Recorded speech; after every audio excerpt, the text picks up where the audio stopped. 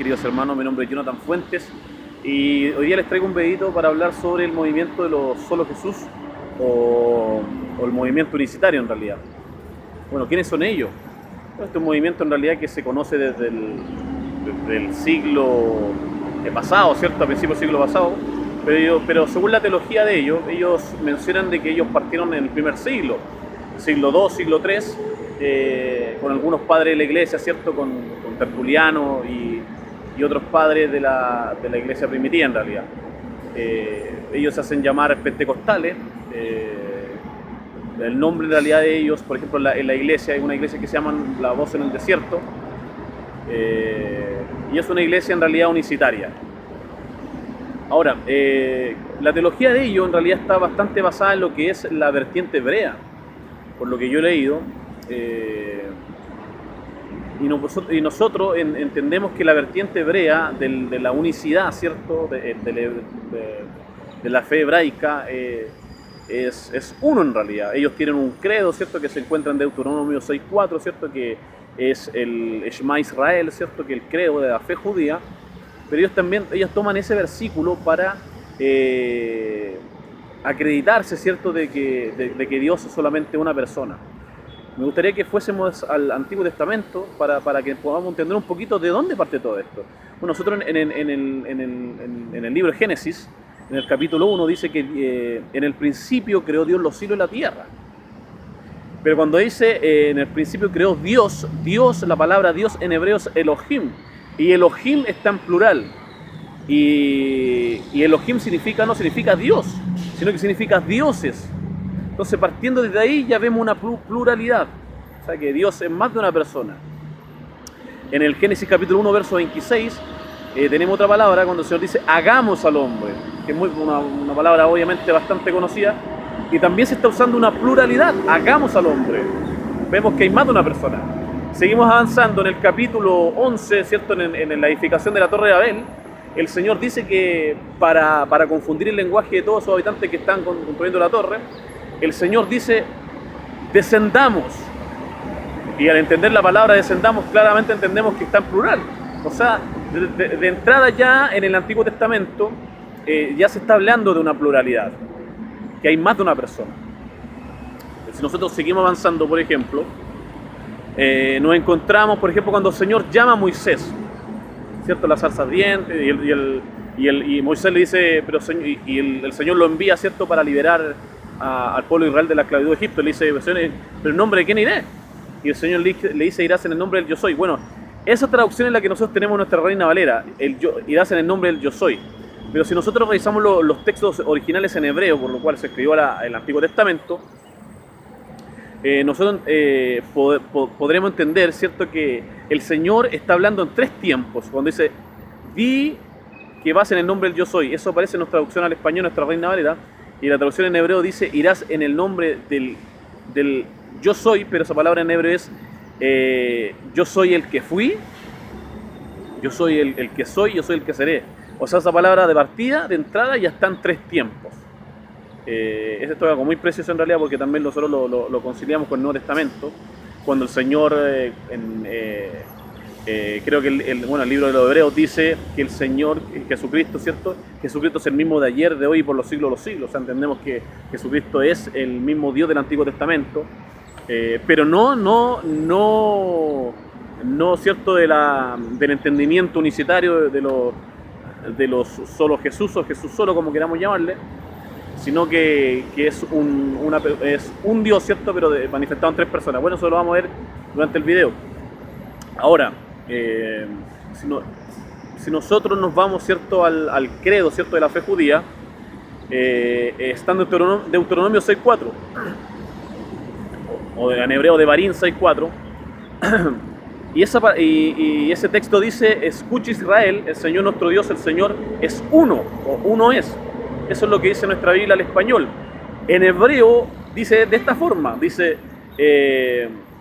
Shema Israel Adonai Eloheinu Adonai Echad.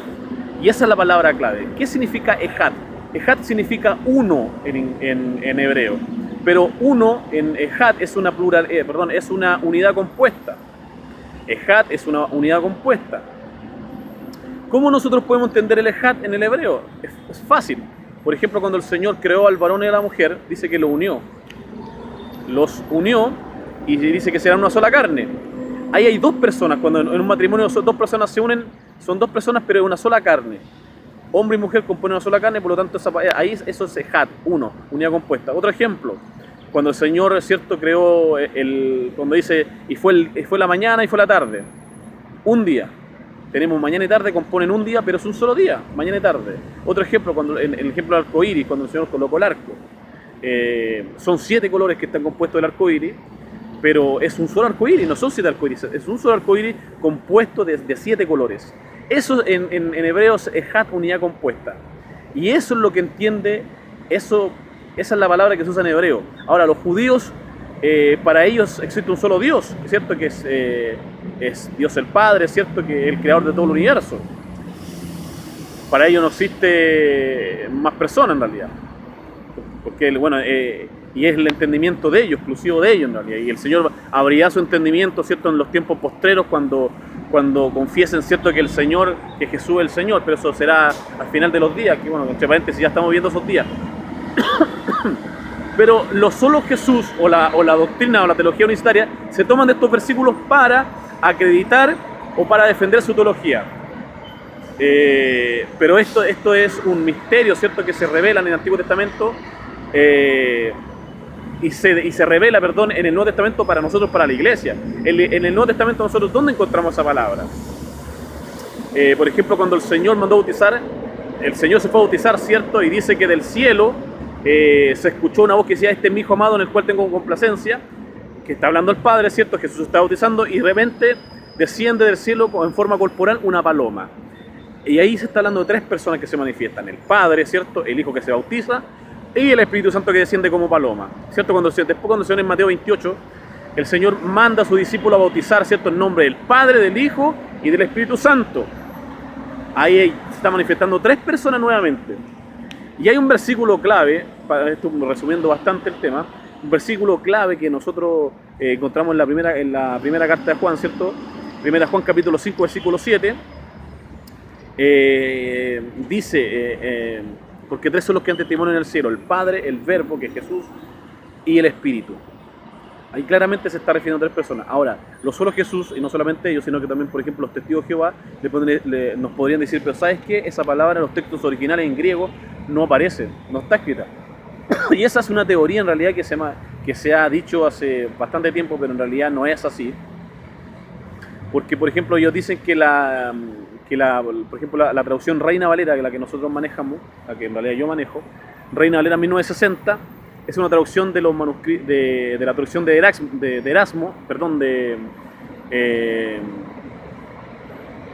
se me fue el nombre, de Jerónimo, perdón, una traducción de Jerónimo del siglo IV, una traducción del hebreo, del arameo, del griego, ¿cierto?, que fue una traducción al latín en el siglo IV. Ellos dicen que esa traducción, que nuestra Reina Valera, que Casero Reina la tradujo, ¿cierto?, del texto de la Biblia de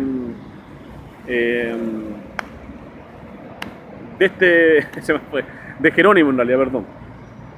Pero si nosotros buscamos y entendemos mejor, se sabe, ¿cierto?, que la traducción que hizo Reina Valera, que se demoró 30 años en traducir la Biblia, la traducción que él hizo, la hizo directamente del texto, por ejemplo, el Nuevo Testamento, usó la traducción de Erasmo. ¿Quién fue Erasmo? Fue un humanista, ¿cierto?, del siglo XVI, contemporáneo de Martín Lutero, que hizo una versión del griego y del latín. Y es una de las mejores versiones, ¿cierto?, del Nuevo Testamento en griego. Y en ese texto, ¿cierto?, aparece claro, que el Señor es una Trinidad, lo que aparece en 1 Juan 5:7. Ahora, en el texto de Jerónimo, al parecer no aparece eso. Pero bueno, eso es lo que refutan los solo Jesús. Pero sabemos que eso no es así en realidad.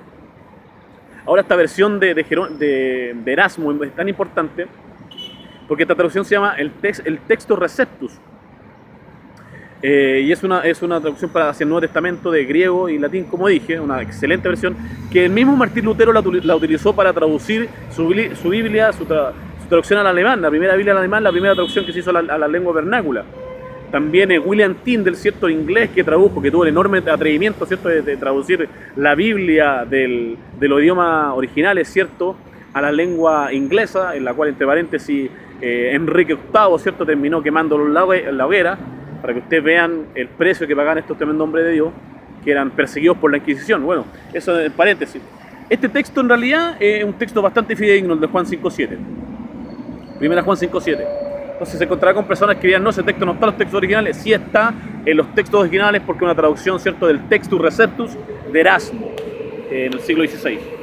Bueno, ahora los solos Jesús, ellos se hacen llamar pentecostales y dicen que son evangélicos, pero en realidad